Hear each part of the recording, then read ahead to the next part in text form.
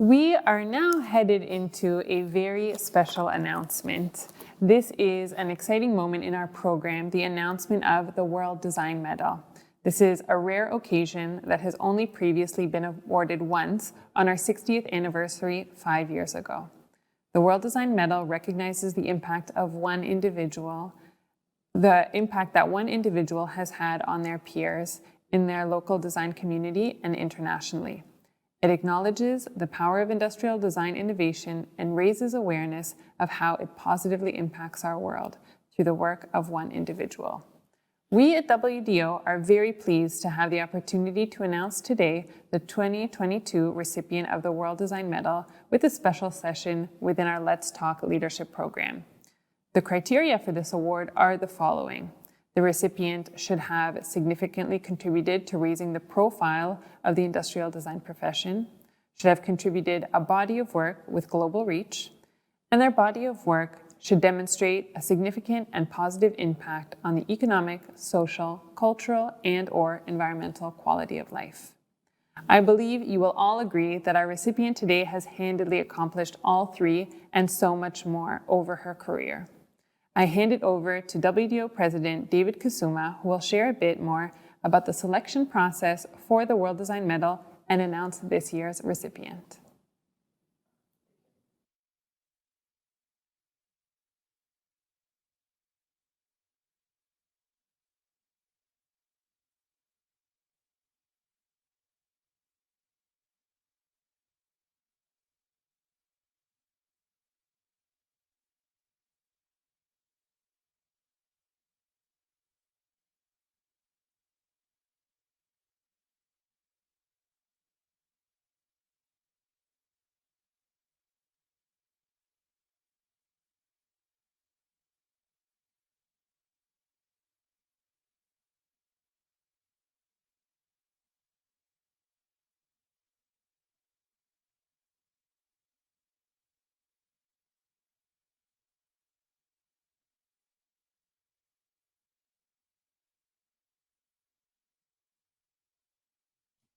Hello, everyone, and good morning, good afternoon, and good evening to everyone around the world.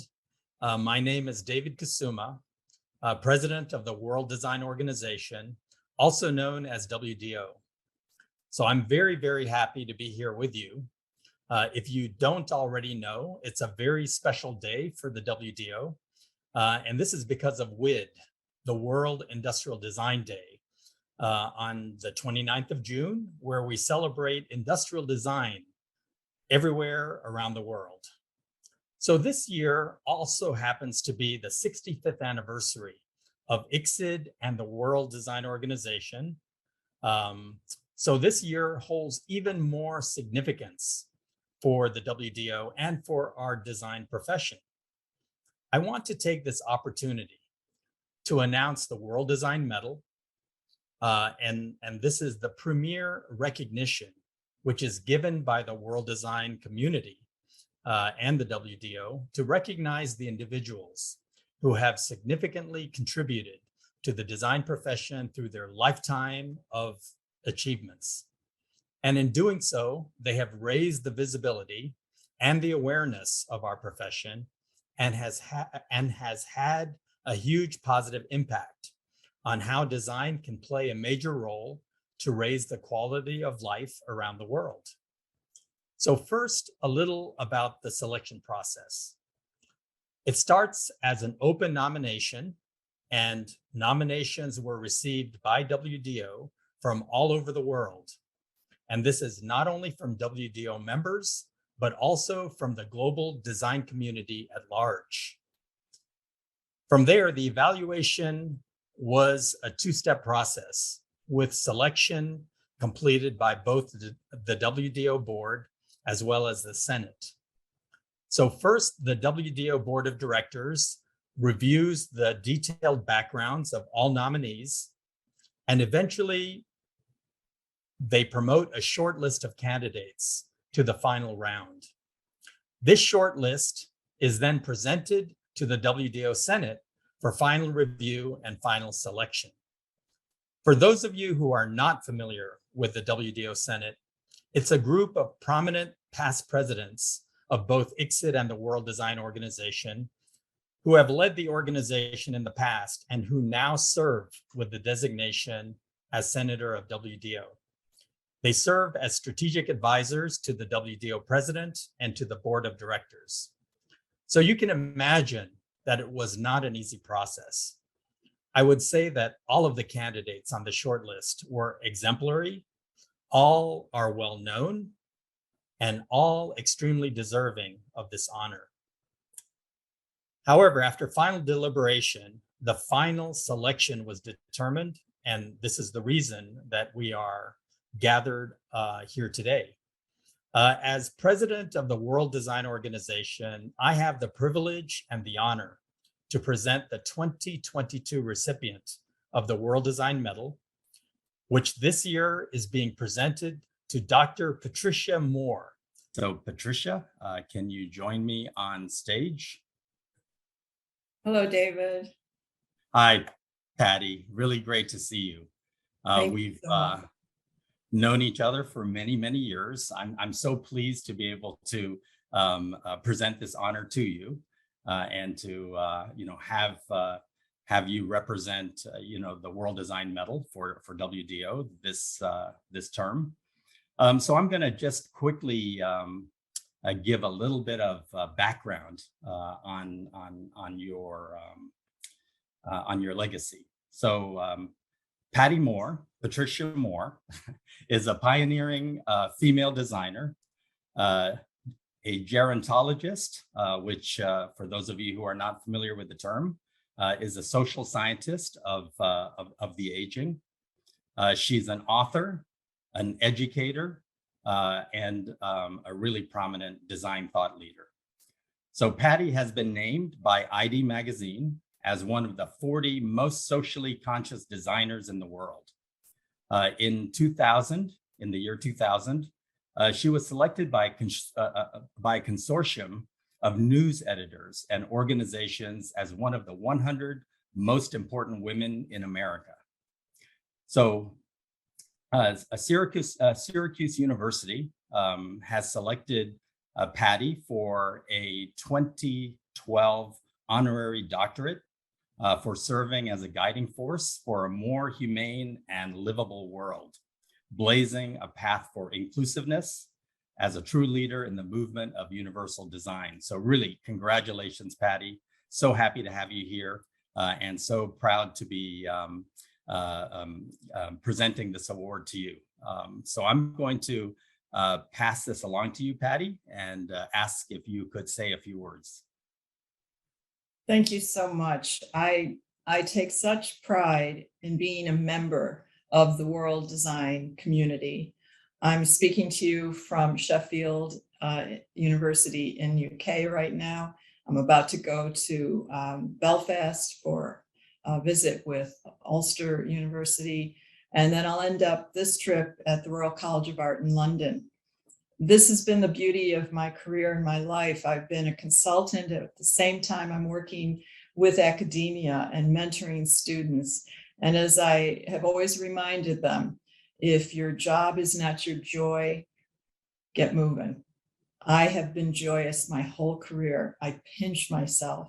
And I am so flattered that my friends have opted to honor me in this moment, especially at the 65th anniversary of WDO, and I hope I continue to serve us well.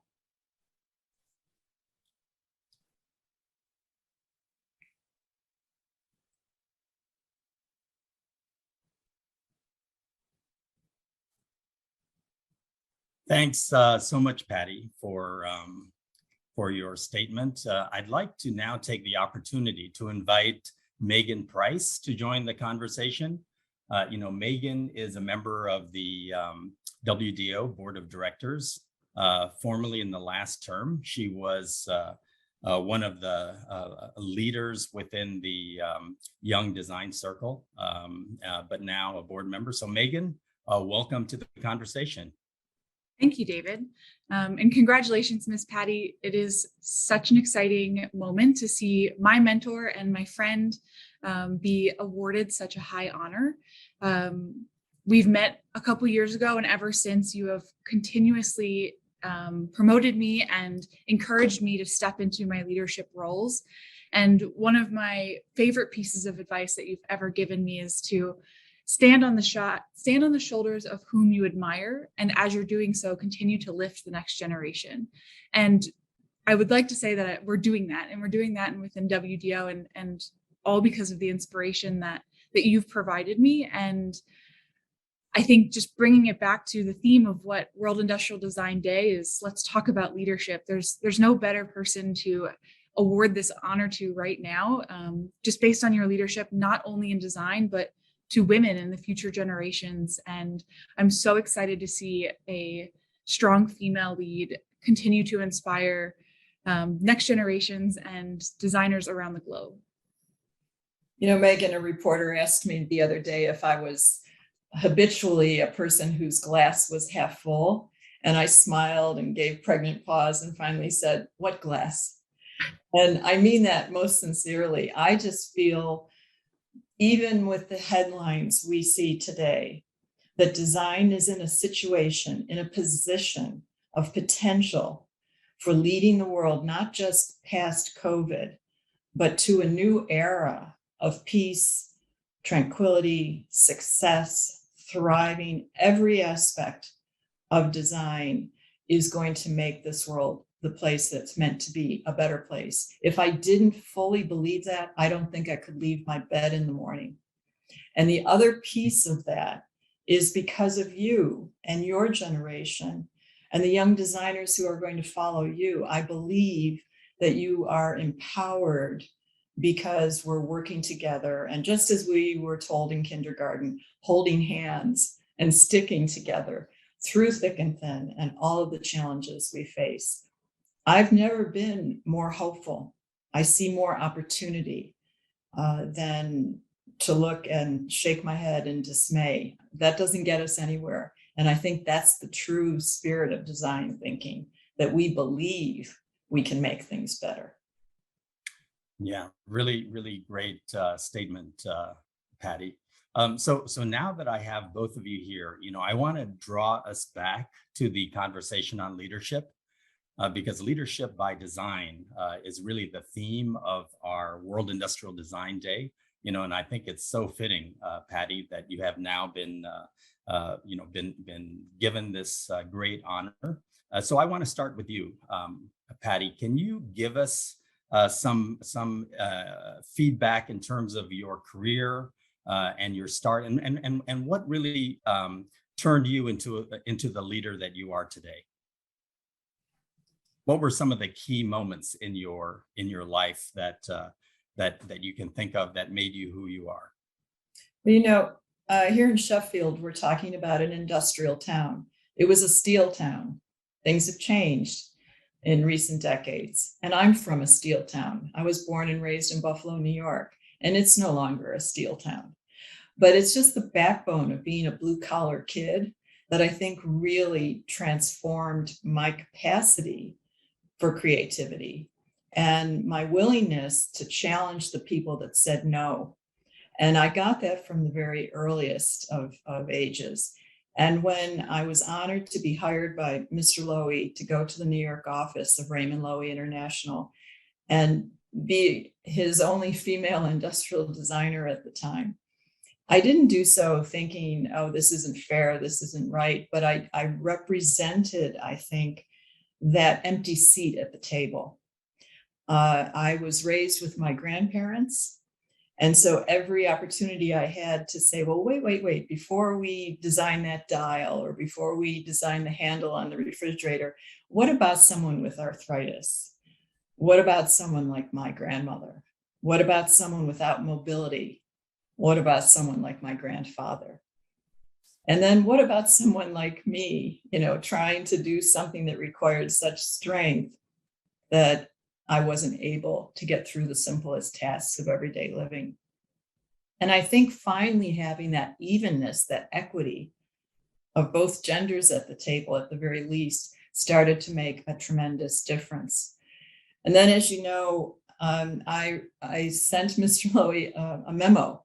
I wasn't I wasn't sure if I was allowed to speak to him about this. So I wrote a memo and I told him about my fear that design didn't represent all consumers as equal, consumers of every age and every ability. And that became the basis for what we take for granted today with universality in design and inclusivity by design. And it promoted a team approach to design. Can you imagine a consultancy or a corporate team not including sociologists and people doing research and user experience? But back in the 70s, when I got started, that's not how we designed. So I'm so delighted that my childhood, my background, and my awareness of others led me to push for design to evolve into the inclusive endeavor that it is today. Thank you, Patty. I think you have been, a true role model, a true icon of design leadership.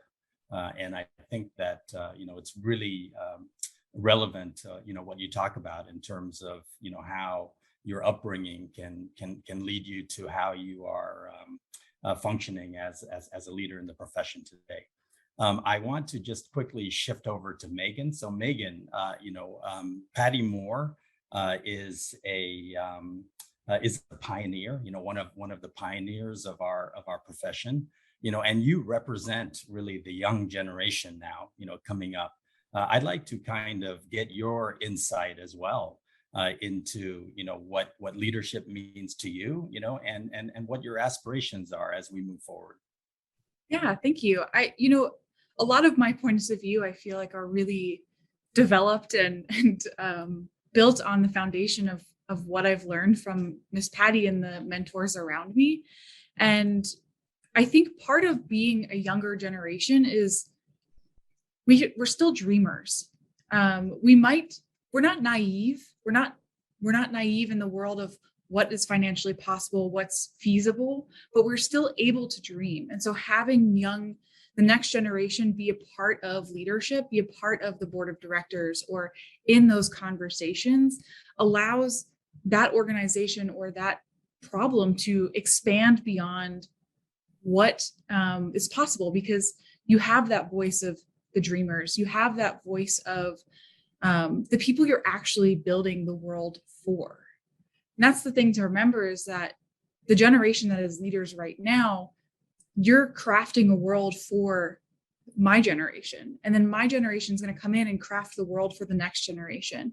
And so it's important not only to have diversity in gender, in race, in cultures, but also in age.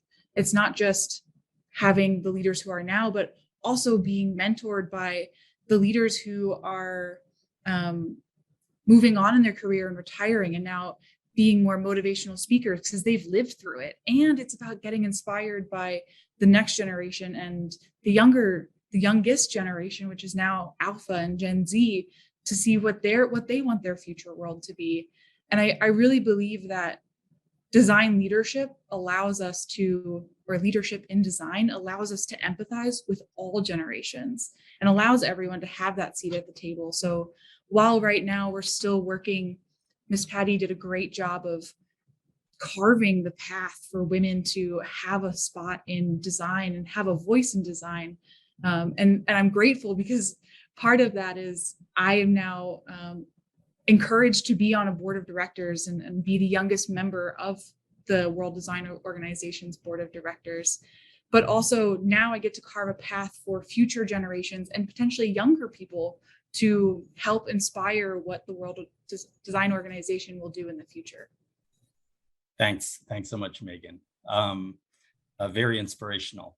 I want to ask you, Patty, do you have any words of wisdom for people who are going to be coming up, not only in Meghan's generation, but in generations afterwards, relative to leadership, and especially with regards to how design can play a role in helping to drive solutions for social issues, for example? Well, I think you just answered that question, David, because that's exactly what today's generation of designers and the next generations must take on. More than ever before, designers have to get political. I don't think I'm going to be satisfied until we have a president of the United States who just happens to have trained in design, architecture, engineering. I think any of those fields of thinking and endeavor would improve the head of our country right now and countries everywhere. We need design thinkers because we put together head and heart in unison, and we make all things possible. I think that this generation and the following generations are going to have to continue education like never before. And I think that education should be very diverse. I remember early on, our beloved Tucker Meister asked me when I was going to medical school, don't you want to be a designer anymore? And I assured him, yes, but I'm going to be a really good designer because I went to medical school. And the reason I do believe we need to hold multiple degrees and to study constantly is because it enriches our design thinking. Our design thinking is always at the core. And I think we need to be the leadership that puts the team together so that we've moved from designing for people in my lifetime to designing with people. And that's really where the magic comes. Having the consumer lead what they want by sharing their dreams, their wishes, their aspirations for the lifestyle that they would love to have. And then the designer makes it so. Very well said. Thank you, Patty. Any closing remarks, Meghan, from your side? I think my closing remarks is just congratulations, Miss Patty. It's so very well deserved. I think not only for myself, but for future generations, it's incredible to see a strong woman receiving this high honor, and to continue to be mentored by you is an honor. And just congratulations. I'm very thrilled and inspired by you. Thank you, Meghan. I'm so proud of you, and I'm so happy at wondering what tomorrow will bring for you. And know I'll always be by your side. Thank you so much, Meghan, and thank you, Patty.